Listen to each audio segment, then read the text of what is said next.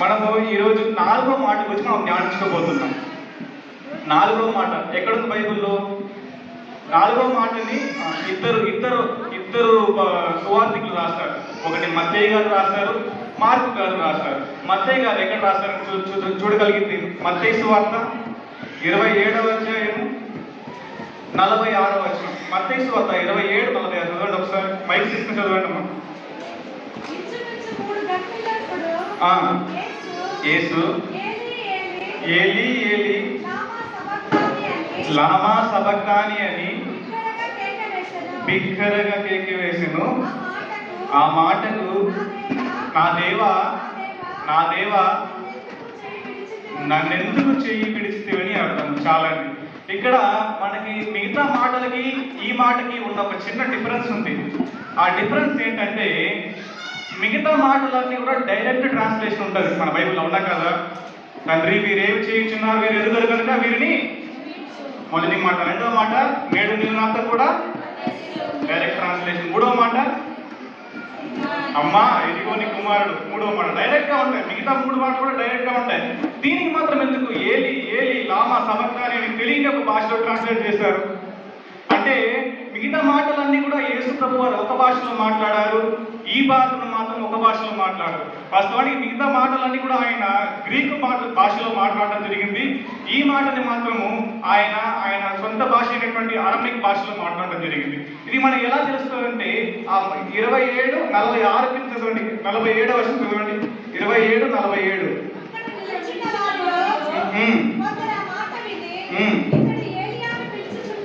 అంటే వాళ్ళకి అర్థం కావట్లేదు అన్నమాట ఆ భాష. ఎందుకు అర్థం కావట్లేదు? మిగతా మాటలన్నీ అర్థమవుతున్నాయి, ఈ మాట మాత్రం ఎందుకు అర్థం కావట్లేదు అంటే ఆయన వేరే భాషలో మాట్లాడుతున్నారని ఇక్కడ మనకు అర్థమవుతుంది. Okay, right. ఇక్కడ మనం చూసినట్లయితే యేసుక్రీస్తు వారిని దాదాపుగా 9 గంటలకే సిలువేస్తారండి. 9 గంటలకే సిలువేశారు.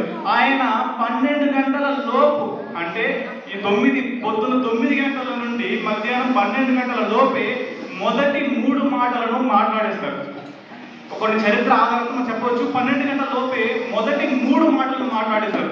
మిగతా 4 మాటలను 12 తర్వాత మాట్లాడినట్టు మనం చూస్తుంటాం. ఇక్కడ ప్రవచనాలండి మెయిన్ గా మిగతా గ్రంథాలకి, మిగతా దేవుళ్ళకు ఉన్న గ్రంథాలకి, మిగతా గ్రంథాలకి బైబిల్కి ఉన్న ఒక చిన్న డిఫరెన్స్ ఏంటంటే బైబిల్లో ప్రవచనాలు అనేవి ఉంటాయి. ప్రవచనాలు అంటే ఏంటంటే ముందుగా చెప్పబడి, అంటే కొన్ని వందల వేల సంవత్సరాల ముందు చెప్పబడి అది తూచా తప్పకుండా నెరవేరటం. ఈ యొక్క ఘనత ఏ గ్రంథానికి అయితే వన్ అండ్ ఓన్లీ బైబిల్కే ఉంది. అలా నెరవేరేటటువంటి ఒక మాట ఇది మన 4వ మాట. ఇంతకీ ఈ ప్రవచనం ఎక్కడుంది? పాత నిబంధన కాలంలో ఎవరు రాశారో ఎక్కడుంది? మనం ఆల్రెడీ మొట్టమొదటిగా చదవబడిన పాఠ్య భాగమే కీర్తనల గ్రంథము 22వ అధ్యాయము మొదటి వచనం. కీర్తనల గ్రంథము 22వ అధ్యాయము మొదటి వచనం. నా దేవా నా దేవా నీవు నన్నేల విడనాడుతివి. చాలండి. ఈ మాట రాస్తుంది దావీదు గారు అయినప్పటికీ కూడా ఎవరిని ఉద్దేశించి రాస్తున్నారంటే మన ప్రభు అయిన యేసుక్రీస్తు వారిని ఉద్దేశించి రాస్తున్నాడు.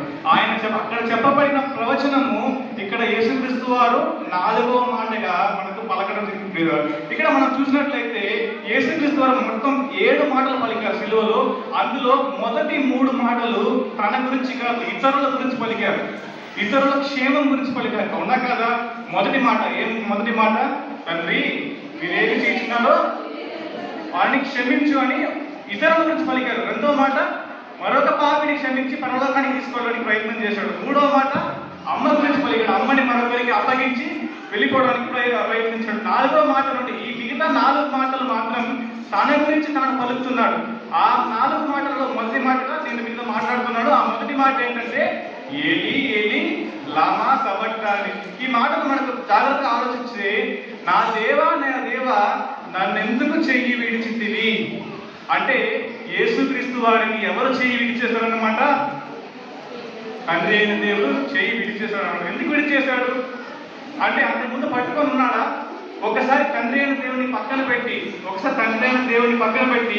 నిజంగా యేసుక్రీస్తు వారి మీద ప్రేమ అతని కుటుంబీకులకు కానీ, అతని తోబుట్టువులకు కానీ, అమ్మ నాన్నలకు కానీ, అతని స్నేహితులకు కానీ, లేదా అతని మతంలో ఉన్న వారికి కానీ అతని మీద ప్రేమ ఉందా అని కనుక మనం ఆలోచిస్తే అతని చేయి విడవకుండా వాళ్ళు ఉన్నారా?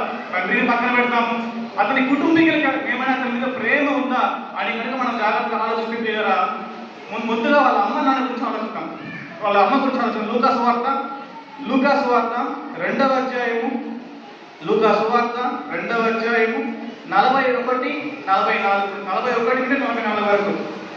పస్కా పండుగప్పుడు ఆయన తల్లిదండ్రులు ఏటైతే యెరూషలేముకు వెళ్ళుచుండువారు. వాళ్ళకి అలవాటు ఉండేదంట. పస్కా పండుగ అయితే వాళ్ళు యెరూషలేముకి వెళ్ళారంట. వెళ్ళి ఏం చేశారు చూడండి. ఆయన 12 ఏళ్ల వాడై ఉన్నప్పుడు ఆ పండుగను ఆచరించుటకు వాడుక చొప్పున వారు యెరూషలేముకు వెళ్ళిరి. ఆ దినములు తీరిన తరువాత వారు తిరిగి వెళ్ళుచుండగా బాలుడైన యేసు యెరూషలేములో నిలిచెను. ఉండిపోయారు. ఓకే, చదవండి. ఆయన తల్లిదండ్రులు ఆ సంగతి ఎరుగక ఆయన సమూహంలో ఉన్నాడని తలంచి ఆయన వారితోనే వస్తానడానికి అనుకొని యొక్క దిన ప్రయాణము సాగిపోయి చాలండి.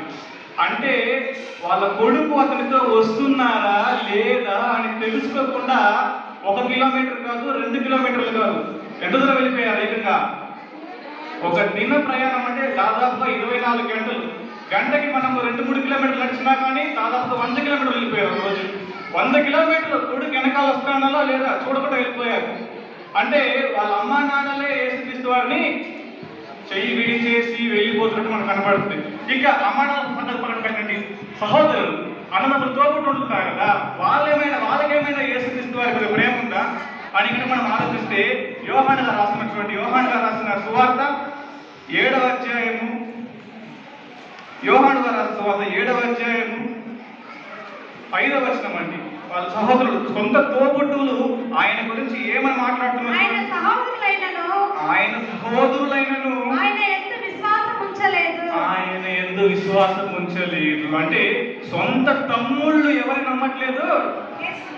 ఆయన ఇంటికి వస్తే ఏదో పండగకి పైన పండగ ఉంటుంది, పర్ణశాలల పండుగకి ఆయన ఇంటికి వస్తే నీకు నాతో ఏం పని, నువ్వు వెళ్ళిపో, యూదయ దేశంలో వెళ్ళి నువ్వు స్వాత పని చేసుకోపో, ఇక్కడికి ఎందుకు వచ్చావు, ఇంటికి బయలుదేరు నువ్వు అని సొంత తమ్ముళ్ళు అతని మీద విశ్వాసం లేక అతన్ని చెయ్యి విడిచి అతను విడనాడినట్టు మనకు కనబడుతుందండి.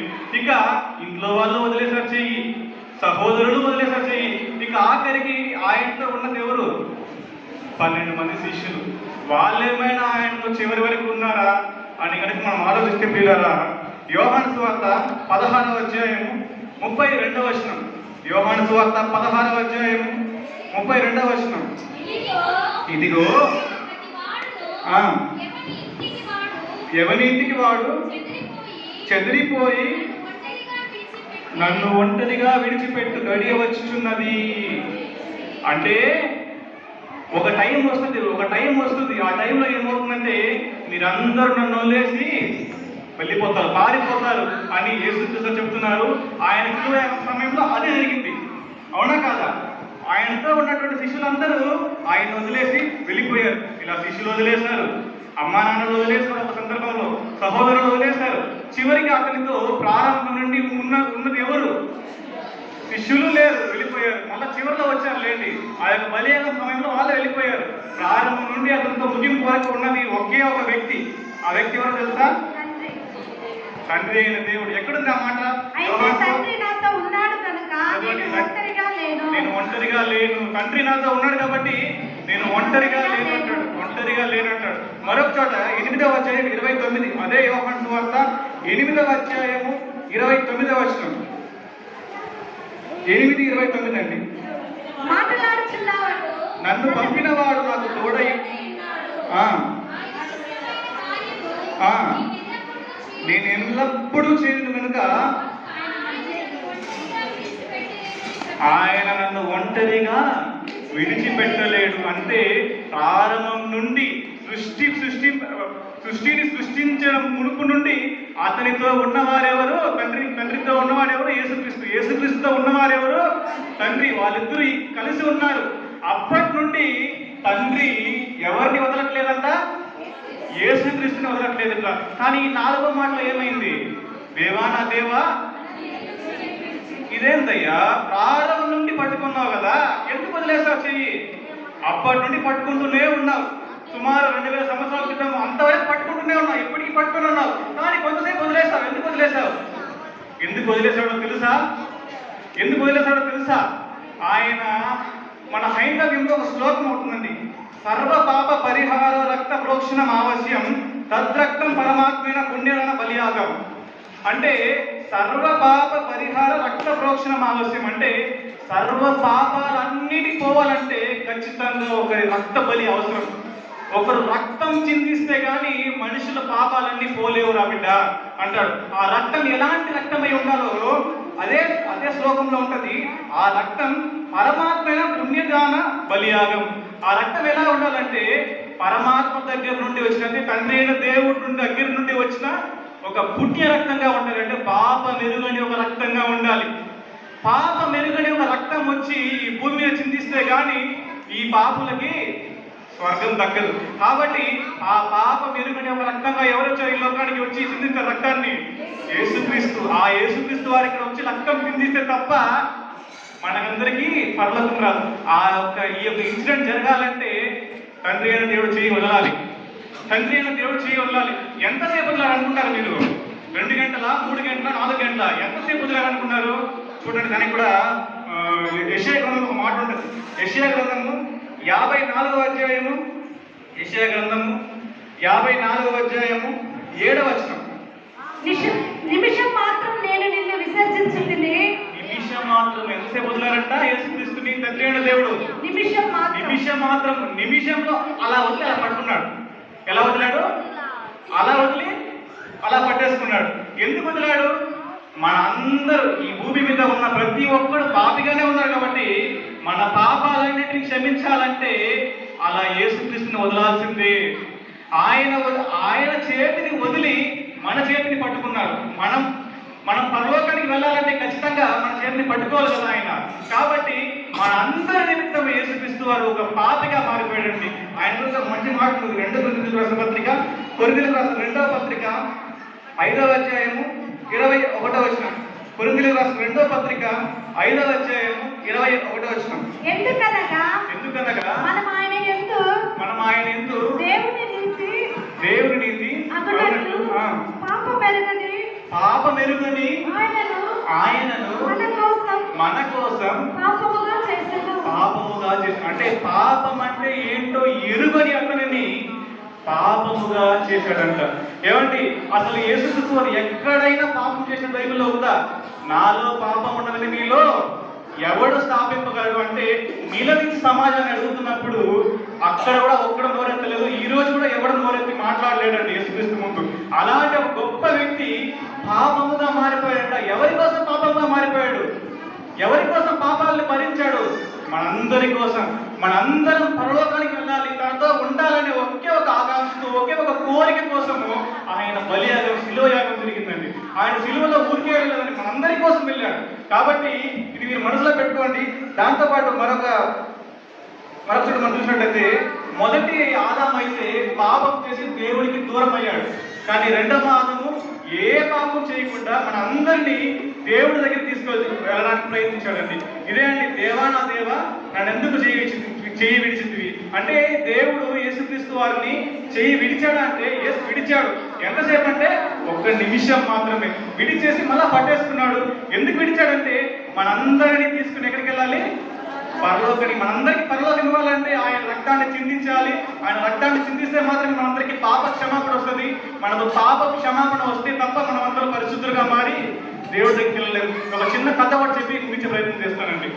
ఏమండి, ఇప్పుడు ఒక బండిలో వెళ్తున్నామండి. మనము బండిలో ఒక కుర్రాడు, ఒక 16-17 ఏళ్ళ కుర్రాడు యాక్సిడెంట్ అయి చేసేసి ఒక అతను చంపేశాడు. ఒక అతను చనిపోయాడు. ఆ కుర్రాడు చంపేశాడు యాక్సిడెంట్ చేసి. ఇప్పుడు అతని మీద కేసు వేస్తున్నారు. అతని మీద కేసు వేస్తున్నప్పుడు అతని తండ్రి గారు వచ్చారు. తండ్రి గారు వచ్చి, బాబు మా కొడుకుకి 16 ఏళ్ళే బాబు, మా కొడుకు దయచేసి క్షమించేయండి, ఆ కేసు ఏదో నా మీద వేయండి, మీరు ఆ జైలు కింద నేనెంత ఆ ఉరి శిక్ష నాకేయండి, నేను భరిస్తాను అని ఆ తండ్రి గారు వచ్చినప్పుడు ఇక్కడ నిజంగా నేరం చేసింది ఎవరు? కొడుకు చేశాడా? తండ్రి చేశాడా? కొడుకు చేశాడు. కొడుకు నేరం చేసినప్పటికీ కూడా ఆ నేరం యొక్క శిక్షణ భరిస్తున్నది ఎవరు? తండ్రి. అంటే మనమందరం కూడా పాపం చేసినప్పటికీ కూడా మనందరి యొక్క శిక్ష, పాప భారాన్ని మోసింది ఎవరు? ఇక్కడ యేసుక్రీస్తు వారు మనందరి పాప భారాన్ని మోసాడు కనుకే ఈరోజు మనమందరం బతికి పట్టగలగలుగుతున్నాం. ఈరోజు మనమంతా బతికున్నామంటే కేవలం ఆయన కృప, ఆయన బలియాగం, ఆయన చిందిన రక్తం. ఏ దేవుడు కూడా అండి, ఏ దేవుడు భూమిలో ఏ దేవుడు కూడా తన భక్తుల కోసం రక్తాన్ని చిందించలేదండి. వచ్చి మనకున్న గొప్పతనం ఏంటో తెలుసా? మన యేసయ్య మన కోసం వచ్చి రక్తాన్ని చిందించాడండి. మన కోసం 7 మాటలు పలికి ఎన్నో కష్టాలు, ఇబ్బందులు, 39 తక్కువ 39 దెబ్బలు తిన్నాడండి మన కోసం. కూడా దెబ్బలు ఇన్ని బలేగా ఎవరి కోసం అంటే మన కోసం, మనందరినీ సంపాదించుకోవాలని, మనందరూ తన దగ్గర రావాలని. కాబట్టి ఎంత మేము మనసులో పెట్టుకొని దీని ప్రకారం జీవిస్తామని మంచి మనసును మీకు దయచేయాలని ఆశిస్తూ నా మాటలు ముగిస్తున్నాను. అందరికీ